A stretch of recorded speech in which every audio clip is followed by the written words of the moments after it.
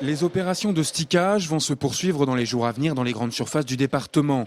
Objectif, faire pression pour que transformateurs et grandes distributions choisissent en priorité la production agricole locale et obtenir la vérité sur les marges réalisées par les uns et les autres.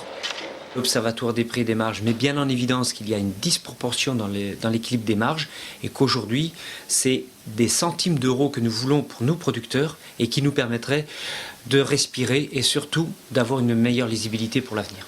Pour les agriculteurs, en matière de marge, la responsabilité des transformateurs d'une part et de la grande distribution d'autre part, c'est grosso modo 50-50. La grande distribution, secteur très concentré, avec moins d'une dizaine d'acteurs, ferait la pluie et le beau temps en matière de prix.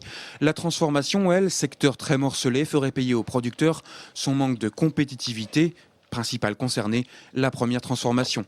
Ces centimes d'euros qui manquent, ils sont chez certains opérateurs et notamment la première transformation, les abatteurs première transformation, qui, je suis obligé de le dire très clairement, n'ont pas fait une recherche de compétitivité pendant toutes ces années. C'est nous, les agriculteurs, qui ont, par les améliorations techniques, pu accepter, entre guillemets, des baisses de prix en augmentant la technicité.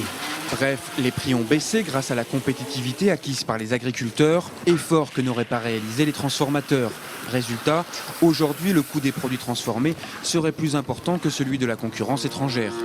Un prix rémunérateur reste donc l'unique objectif du monde agricole. De quoi relativiser sérieusement les 300 millions d'aides aux investissements annoncés par Bruno Le Maire, le ministre de l'Agriculture, la semaine dernière au SPACE. Malgré les annonces de Bruno Le Maire la semaine dernière, nous avons une obligation aujourd'hui d'avoir des prix rémunérateurs parce que c'est à partir de cette condition-là que les gens pourront continuer à investir, notamment sur l'enjeu bien-être animal.